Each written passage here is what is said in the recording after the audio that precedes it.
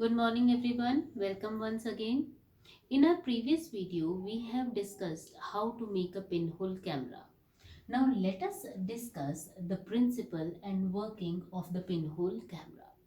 Pinhole camera, it is based upon the rectilinear propagation of light, which means that light always travels in the straight line. When we point the pinhole of the camera towards the object, then the light rays reflected from the object or coming from the object, they pass through the pinhole camera. They continue traveling in the straight line till they hit the screen. Now the light rays from all the points of the object, they pass through the pinhole and they help in the formation of image on the screen.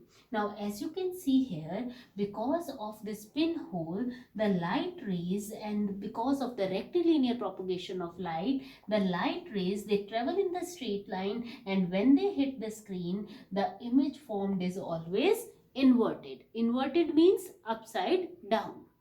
There are many characteristics of the image formed by the pinhole camera. First, of course, is that the image formed by the pinhole camera is always inverted. Secondly, it is usually diminished in size. Diminished means smaller in size. Third is that it is always colorful. That means you can demarcate between the colors when the image is formed on the screen. Fourth is that the image formed on the screen, image can be obtained on a screen. That is why this image is known as a real image.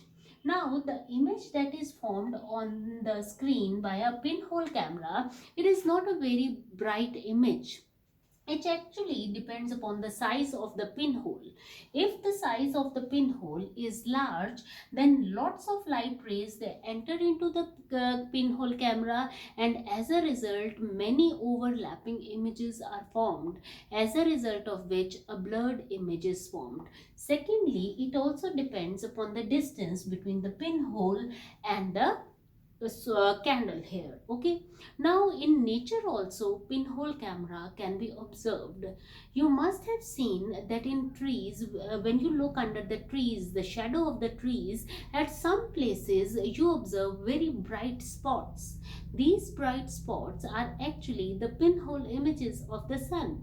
The gaps between the leaves, they act as the pinhole, and when the light rays from the sun, they pass through these gaps, an image is formed on the ground which acts as a screen. And these circular bright spots that we obtain on the ground are actually the pinhole images of the sun.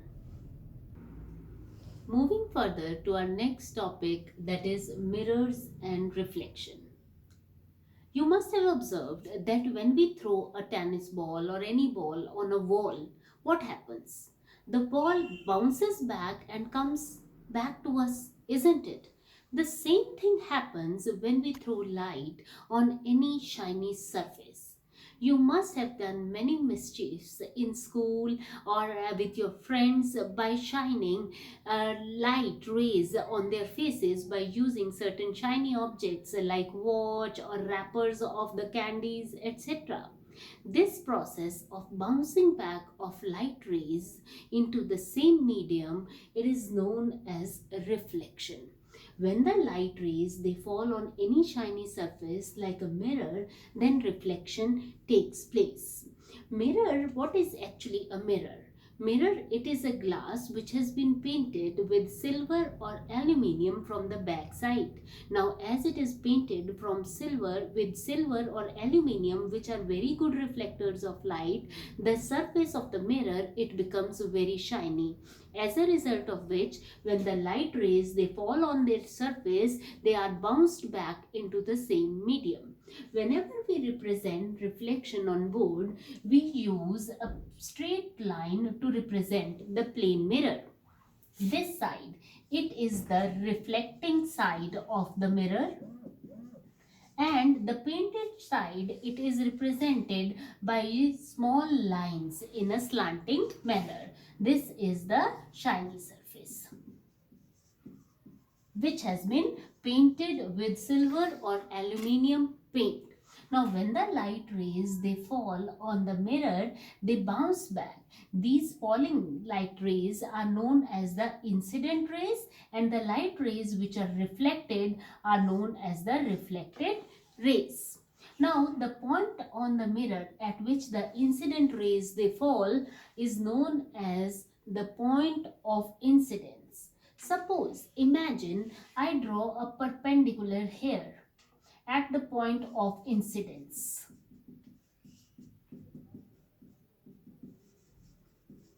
If I draw a perpendicular line, imaginary perpendicular line at this point of incidence, this is known as the normal, and the angle which the incident ray it makes with the normal is known as the angle of incidence. And angle which the reflected ray it makes with the normal is known as angle of reflection. Law of reflection states that angle I is always equal to angle R. Now, let us perform an activity to see how reflection of light rays it takes place through a shiny surface. Now, let us perform an activity to see how reflection takes place through a plane mirror. For this, I require a plane mirror, a white sheet of paper, and a laser light. Now I am going to switch off the light to show you the reflection of light. As you can see here, when I switch on the laser light, then the incident ray, you can see the incident ray, it falls on the mirror and it is reflected. You can see that the laser light, it bounces back into the same medium, and you can very clearly see the ray of light bouncing back, and you can see it on the piece of paper. Now, as you can see here, when I change the angle, see, when I change the angle of the incident ray, the angle of reflection is also changing. Can you see here? When I am changing the angle of incidence, the angle of reflection is also changing. Let's see once again. You can see here, this is the incident ray, and when it falls on the mirror, it is reflected. Here I have drawn an imaginary perpendicular line also to give you an idea of the normal. See, now when I change the angle of incidence, when I am changing the angle of incidence, the angle of reflection is also changing.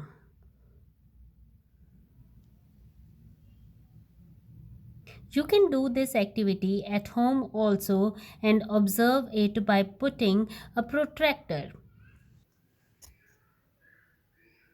I hope reflection, you have understood about reflection, that is bouncing back of the light rays into the same medium. Reflection of light rays, it helps in the formation of image. You must have seen your image in front of the mirror, and you must have observed that the image that is formed by a plane mirror, it is always laterally inverted.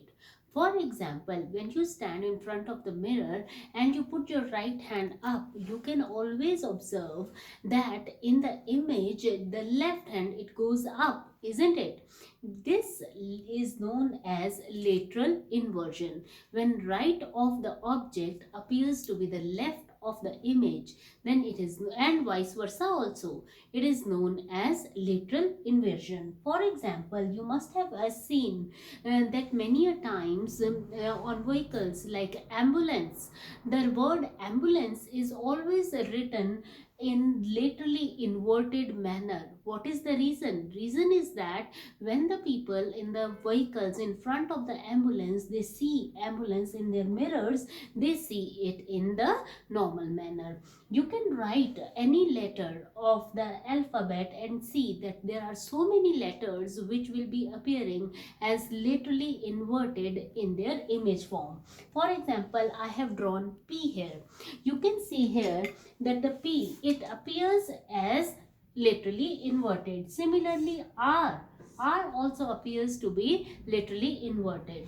But when you write O, there is no lateral inversion here. That is because of the symmetry. Okay.